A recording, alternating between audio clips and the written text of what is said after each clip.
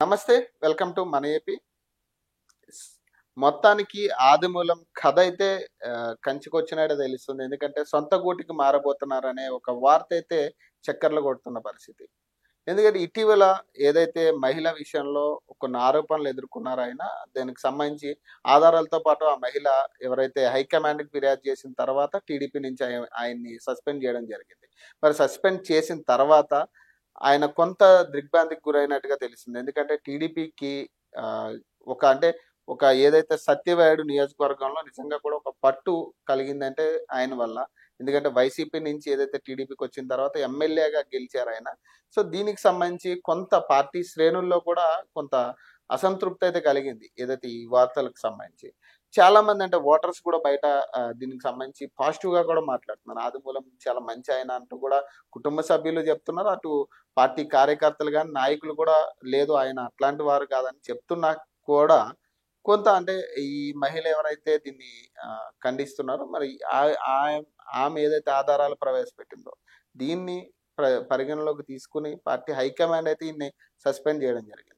ఈయన కూడా అడుగుతున్నారు. ఎందుకు ముందస్తు నోటీసులు ఇవ్వకుండా సస్పెండ్ ఎలా చేస్తారంటూ కూడా ఈయన కొంత క్వెషన్స్ కూడా ఆహ్, మాట్లాడిన పరిస్థితి. ప్రెస్ మీట్‌లో కూడా ఆయన వ్యక్తం చేశారు. ఆయన బాధను కూడా వ్యక్తం చేసిన పరిస్థితి. నోటీసులు ఇవ్వాలి కదా! నోటీసులు ఇవ్వకుండా ఎట్లా మీరు సస్పెండ్ చేస్తారంటూ కూడా. సో, దీనికి సంబంధించి ప్రధానంగా అయితే ఇటీవల బీజేపీలోకి మారబోతున్నారు. ఎమ్మెల్యే బీజేపీలో చేరబోతున్నారని కొంత చర్చ నడిచినా కూడా ఇప్పుడైతే ఆ చర్చకైతే ఫుల్ స్టాప్ పడినట్టుగా తెలుస్తుంది.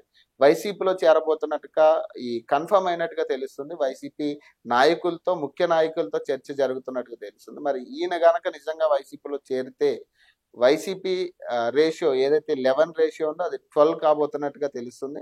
ఇప్పటికే చాలా మంది దీని మీద వ్యాఖ్యానిస్తున్న పరిస్థితి కూడా కనపడుతుంది మరి. సో, ప్రధానంగా వార్తలోకెళ్తే సత్యవేడు ఎమ్మెల్యే కోనేటి ఆదిమూలం సొంత గూటికే వచ్చేస్తున్నారా? అంటే అవుననే అంటున్నారు ఆయన అనుచరులు. టీడీపీ నుంచి సస్పెండ్ అయ్యాక తీవ్ర మనస్తాపం గురై ఆదిమూలం బీజేపీలో చేరతారనే టాక్ నడిచింది. కానీ ఆయన మాత్రం వైసీపీలోకి వెళ్ళబోతున్నారని తెలుస్తుంది. తెలుగుదేశం మహిళా నాయకురాలిపై లైంగిక వేధింపుల ఆరోపణలతో ఆయన సస్పెన్షన్‌కు గురయ్యారు. ఎన్నికలకు ముందే ఆయన వైసీపీ నుంచి టీడీపీలో చేరి సత్యవేడు ఎమ్మెల్యేగా గెలిచి కానీ 3 నెలలు గడవక ముందే టీడీపీకి ఆయన దూరమయ్యారు.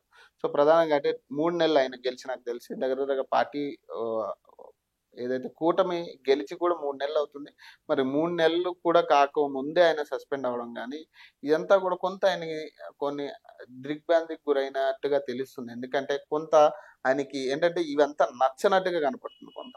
ఎందుకంటే ఆయన కూడా చెప్తున్నారు. నా మీద ఎట్లాంటి ఆరోపణలు కూడా అదంతా కూడా ఫోర్జరీ చేశారు. రకరకాల అంశాలు కావాలని పార్టీ నాయకులే నన్ను టార్గెట్ చేసి ఇదంతా చేస్తున్నారని కొన్ని వ్యాఖ్యలు చేసినా కూడా ఇది ఎవ్వరు పట్టించుకోని పరిస్థితి అయితే కనపడుతుంది.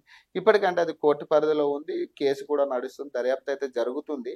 దానికి సంబంధించి ఒక డీఎన్ఏ టెస్ట్ కూడా చేయనున్నారని కూడా కొంత వార్త అయితే రావడం జరిగింది. మరి దానికి పూర్వపరాలు మనకు తెలీదు కాబట్టి కానీ అది నిర్దోష లేకపోతే దోష అనేది తేలక ముందే ఆయన పార్టీ సస్పెండ్ చేసింది. ఎమ్మెల్యే పదవి కూడా తొలగించాలి అనే ఒక నిర్ణయం తీసుకున్నట్టుగా గతంలో వార్తలొచ్చినాయి. కానీ ఇప్పుడైతే ఫైనల్‌గా ఆయన పార్టీకైతే దూరం అవుతున్నట్టుగా అయితే తెలుస్తుంది.